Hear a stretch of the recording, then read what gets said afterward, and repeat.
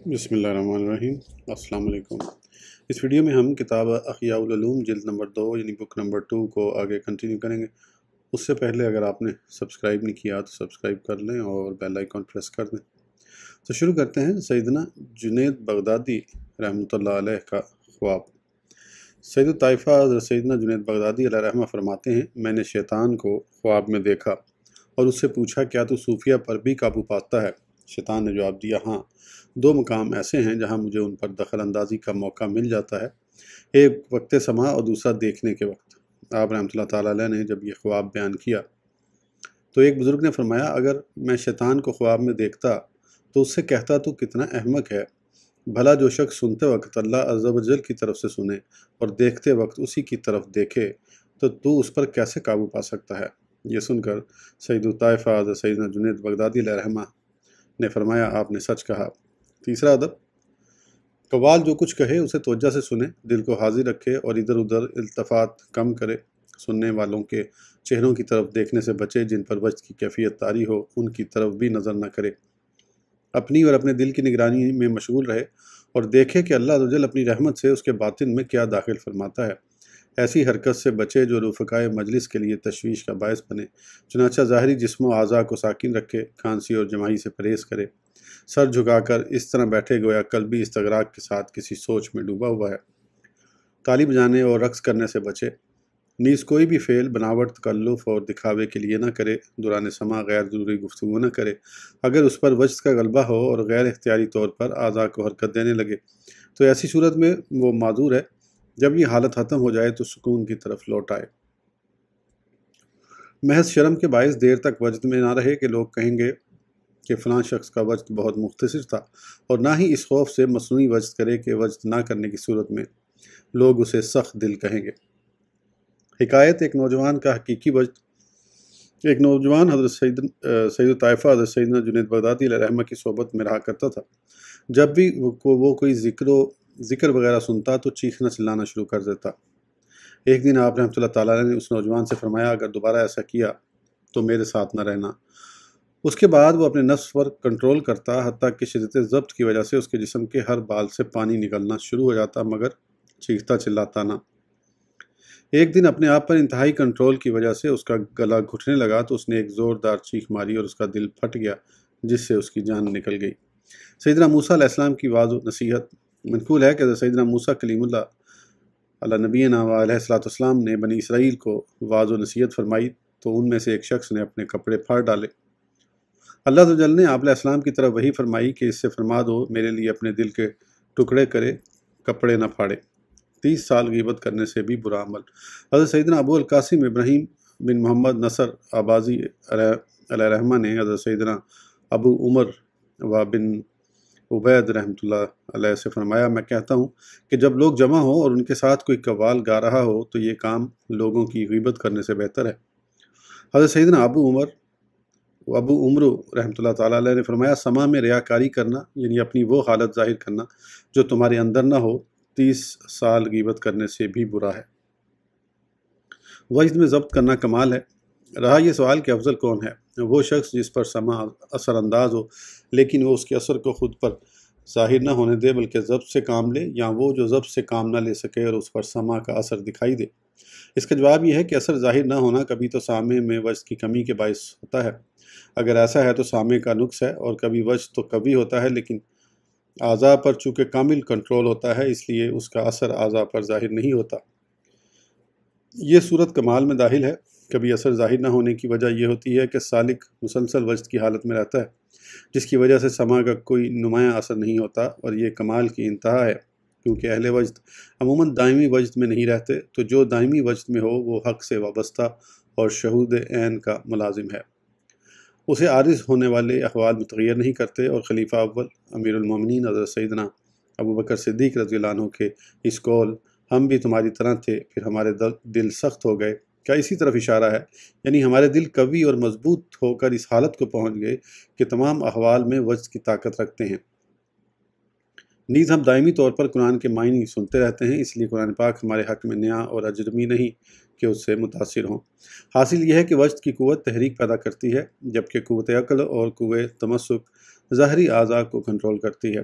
بسا اوقات ان دونوں میں سے ایک قوت دوسرے پر غالب آ جاتی ہے، یا تو انتہائی قوی ہونے کی وجہ سے یا اس وجہ سے کہ جانب مقابل جو قوت ہے وہ کمزور ہے۔ ناقص و کامل ہونے کا مدار انہی دو قوتوں کی شدت و ضعف پر ہے، لہذا کوئی یہ ہرگز گمان نہ کرے کہ جو زمین پر تڑپتا ہے اس کا وجد تام ہے، اور اس کے مقابلے میں جو خود کو کنٹرول کیے ہوئے ہو اس کا وجد تام نہیں، بلکہ بہت سے خود کو قابو میں رکھنے والے تڑپنے والوں کے مقابلے میں کامل ہوتے ہیں۔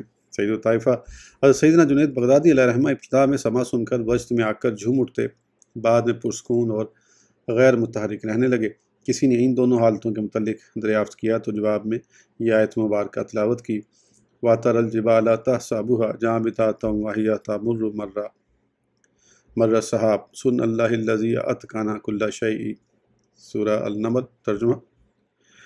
اور تو دیکھے گا، پہاڑوں کو خیال کرے گا کہ وہ جمے ہوئے ہیں اور وہ چلتے ہوں گے بادل کی چال، یہ کام ہے اللہ کا جس نے حکمت سے بنائی ہر چیز۔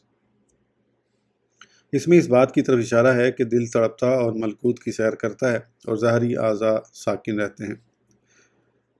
حضرت سیدنا ابو الحسین محمد بن احمد بصری علیہ رحمہ فرماتے ہیں، میں 60 سال حضرت سیدنا سہل بن عبداللہ تستری علیہ رحمہ کی صحبت میں رہا، لیکن میں نے کبھی نہ دیکھا کہ وہ ذکر اللہ یا تلاوت قرآن سن کر متغیر ہوئے ہوں، مگر جب عمر کے آخری حصے میں پہنچے تو ایک شخص نے ان کے سامنے یہ آیت مقدسہ تلاوت کی، فَالْيَوْمَ لَا يُؤْخَذُ مِنْكُمْ فِدْيَةٌ، سورہ الحدید ترجمہ۔ تو آج نہ تم سے کوئی فدیہ لیا جائے۔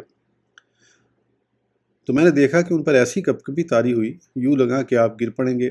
جب آفاقہ ہوا تو میں نے اس کی وجہ پوچھی، فرمانے لگے، ہاں میرے پیارے، ہم کمزور ہو چکے ہیں۔ اسی طرح ایک مرتبہ انہوں نے یہ آیت طیبہ سنی، الملک یومئذ الحق للرحمن، سورہ الفرقان ترجمہ، اس دن سچی بادشاہی رحمان کی ہے۔ تو تڑپ اٹھے۔ ایک مرید حضرت سیدنا ابو الحسن علی بن سالم علیہ رحمہ نے اس کی وجہ پوچھی تو فرمایا، بے شک میں کمزور ہو چکا ہوں۔ عرض کی گئی، جب کمزوری کا یہ عالم ہے تو قوت کا کیا حال ہوگا؟ فرمایا، قوی حال وہ ہے جو ہر وارد ہونے والے احوال کو اپنی قوت حال کے مطابق برداشت کرے، اور وہ احوال اگرچہ قوی ہوں اس میں کوئی تبدیلی پیدا نہ کر سکیں۔ وجد کے باوجود ظاہری اعضاء کو کنٹرول کرنے پر قدرت کا سبب یہ ہے کہ دائمی شہود کی وجہ سے احوال یکساں ہو جاتے ہیں۔ حضرت سیدنا سہل بن عبداللہ تستری علیہ رحمہ فرماتے ہیں، میری نماز سے پہلے اور بعد کی حالت یکساں ہیں۔ ایسا آپ نے اس لیے فرمایا کہ آپ ہر حالت میں دل کی نگرانی کرتے تھے اور اللہ عز و جل کی بارگاہ میں دائمی ذکر کے ساتھ مشغول رہتے تھے، لہذا ایسے کردار کے حامل شخص کی سما سے قبل اور بعد کی حالت بھی یکساں ہوتی ہے، کیونکہ اس کا وجد دائمی، شوق مسلسل اور جامع محبت پینا لگاتار ہوتا ہے، لہذا سما اس میں ترقی کا سبب نہیں بنتا۔ چنانچہ منقول ہے کہ حضرت سیدنا ممشاد دینوری علیہ رحمہ صوفیہ کی ایک جماعت کے پاس سے گزرے جہاں قوال کچھ گا رہے تھے۔ آپ کو دیکھ کر وہ خاموش ہو گئے۔ آپ نے ان سے فرمایا، جو کام تم کر رہے تھے اسے جاری رکھو، اگر دنیا بھر کے راگ بھی میرے کان میں جمع ہو جائیں تو میری توجہ کو ہٹا سکیں گے، نہ ہی میری حالت میں اضافے کا باعث بنیں گے۔ سید الطائفہ حضرت سیدنا جنید بغدادی علیہ رحمہ فرماتے ہیں، فضیلت علم کے ہوتے ہوئے وجد کی کمی ضرر یعنی نقصان نہیں دیتی، اور علم کی فضیلت وجد کی فضیلت سے کامل تر ہے۔ ایک سوال اور اس کا جواب، جب کامل شخص پر سما کا اثر نہیں ہوتا تو وہ محفل سما میں کیوں جاتا ہے؟ اس کا جواب یہ ہے کہ یاد رکھیے، جہاں تک کامل صوفیہ کی بات ہے تو ان میں سے بعض نے بڑھاپے میں سما چھوڑ دیا تھا اور مجلس سما میں شاذ و نادر ہی حاضر ہوتے، یا تو بھائیوں کی مدد کرنے یا ان کے دل خوش کرنے کے لیے، اور بسا اوقات اس لیے حاضر ہوتے کہ لوگ ان کی کمال قوت کو دیکھ کر یہ جانیں کہ ظاہری وجد ہی کمال نہیں بلکہ تکلف سے اجتناب کرتے ہوئے ظاہری اعضاء پر کنٹرول کرنا کمال ہے، اور یوں ان سے ضبط کرنا سیکھیں۔ اگرچہ ابتدا میں وہ اس بات میں ان کی اقتدا نہیں کر سکیں گے کہ شہود دائمی ان کی طبیعت میں داخل ہو جائے، مگر کوشش ضرور کرتے ہیں۔ کامل صوفیہ اگر اتفاق سے کسی دنیا دار کے ساتھ مجلس سما میں شریک ہو بھی جائیں تو جسمانی طور پر ان کے ساتھ شریک ہوتے ہیں، جبکہ قلبی اور باطنی طور پر ان سے جدا رہتے ہیں، اور یہ بات صرف سما کی مجلسوں ہی پر منحصر نہیں بلکہ عام حالات میں بھی جب انہیں دنیا داروں کے ساتھ بتقاضۂ بشریت کوئی کام ہوتا ہے تو ان سے ان کا تعلق اسی طرح ہوتا ہے۔ صوفیہ کرام رحمۃ اللہ السلام کے ترک سما کی وجوہات۔ بعض صوفیہ کے بارے میں جو منقول ہے کہ انہوں نے سما ترک کر دیا تھا تو ان کے بارے میں یہی گمان کیا جائے گا کہ انہوں نے سما اس لیے ترک کیا تھا کہ انہیں اس کی حاجت نہ تھی، اور بعض نے اس وجہ سے چھوڑا تھا کہ وہ زاہد تھے اور سما میں روحانی لذت نہیں پاتے تھے، اور چونکہ وہ اہل لہو میں سے بھی نہ تھے تو ان کے چھوڑنے کی ایک وجہ یہ بھی تھی کہ کہیں بے فائدہ کام میں مشغول نہ ہو جائیں۔ بعض نے ہم مجلس نہ ملنے کی وجہ سے سما ترک کر دیا، جیسا کہ کسی سے پوچھا گیا آپ سما کیوں نہیں کرتے؟ فرمایا کس سے سنوں اور کس کے ساتھ سنوں۔ چوتھا ادب، دوران سما نہ تو کھڑا ہو اور نہ ہی بلند آواز سے روئے جبکہ خود پر کنٹرول کر سکتا ہو۔ البتہ اگر رقص کرے یا ایسی صورت بنا لے جیسے رو رہا ہو تو اس میں کوئی مذائقہ نہیں، بشرطے کہ دکھاوے کے لیے نہ ہو، کیونکہ رونے والی شکل بنانے سے غم پیدا ہوتا ہے جبکہ رقص سرور اور نشاط کی تحریک کا سبب بنتا ہے۔ تو جو سرور مباح ہے اس کی تحریک بھی مباح ہے۔ اگر یہ حرام ہوتا تو ام المومنین حضرت سیدنا عائشہ صدیقہ رضی اللہ عنہا حضور اکرم صلی اللہ تعالیٰ علیہ وآلہ وسلم کے ساتھ حبشیوں کا رقص نہ دیکھتی۔ خوشی کے موقع پر رقص کرنا، صحابہ کرام علیہم رضوان کی ایک جماعت سے خوشی کے موقع پر رقص کرنا ثابت ہے۔ چنانچہ حضرت سیدنا امیر حمزہ رضی اللہ عنہ کی صاحبزادی کے سلسلے میں خلیفہ چہارم امیر المومنین حضرت سیدنا علی المرتضیٰ، حضرت سیدنا جعفر بن ابی طالب، حضرت سیدنا زید بن حارثہ رضی اللہ تعالیٰ عنہم کے درمیان اختلاف ہوا کہ ان کی پرورش کون کرے گا۔ تو حضور صلی اللہ تعالیٰ علیہ وآلہ وسلم نے حضرت سیدنا علی المرتضیٰ کرم اللہ وجہہ سے ارشاد فرمایا انت منی و انا منک، یعنی تم مجھ سے ہو اور میں تم سے ہوں۔ یہ سن کر آپ رضی اللہ تعالیٰ عنہ رقص کرنے لگے۔ حضرت سیدنا جعفر رضی اللہ عنہ سے ارشاد فرمایا اشبخت خلقی و خلوقی، یعنی تم صورت و سیرت میں میرے مشابہ ہو۔ یہ سن کر وہ بھی رقص کرنے لگے۔ حضرت سیدنا زید بن حارثہ رضی اللہ عنہ سے ارشاد فرمایا انت اخونا و مولانا، یعنی تم میرے بھائی اور آزاد کردہ غلام ہو۔ یہ سن کر وہ بھی رقص کرنے لگے۔ پھر آپ صلی اللہ تعالیٰ علیہ وآلہ وسلم نے ارشاد فرمایا یہ بچی حضرت جعفر رضی اللہ عنہ کے پاس رہے گی، کیونکہ بچی کی خالہ ان کی زوجہ ہیں اور خالہ ماں کی طرح ہے۔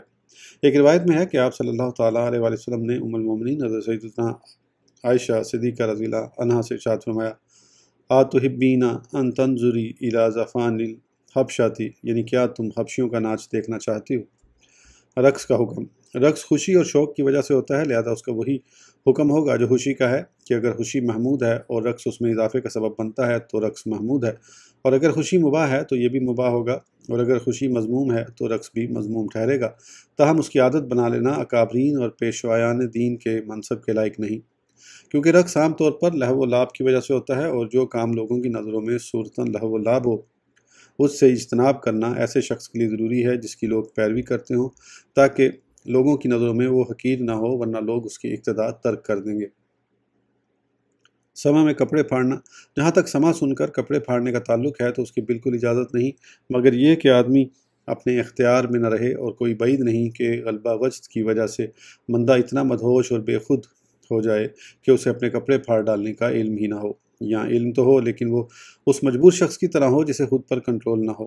یہ بات ایسے ہی ہے جیسے کوئی بیمار کراہنے پر مجبور ہو۔ ایسی حالت میں اگر اسے کہا جائے کہ وہ کراہنے سے باز رہے تو وہ اس کی قدرت نہیں رکھ پائے گا، باوجود یہ کہ کراہنا خود اس کا اختیاری فعل ہے، کیونکہ یہ ضروری نہیں ہے کہ انسان کو کسی چیز کے ترک اور فعل کا اختیار بھی یک وقت حاصل ہو۔ بہت سے کام ایسے ہیں جنہیں انسان اپنے اختیار سے کرتا ہے لیکن ان کے ترک پر قدرت نہیں رکھتا، جیسے سانس لینا انسان کے اختیار میں ہے، لیکن اگر اسے کہا جائے کہ وہ کچھ دیر کے لیے سانس روک لے تو وہ ایسا نہیں کر سکے گا۔ یہی حال وجد کی حالت میں چیخنے، چلانے اور کپڑے پھاڑنے کا ہے، جسے حرام نہیں کہا جا سکتا۔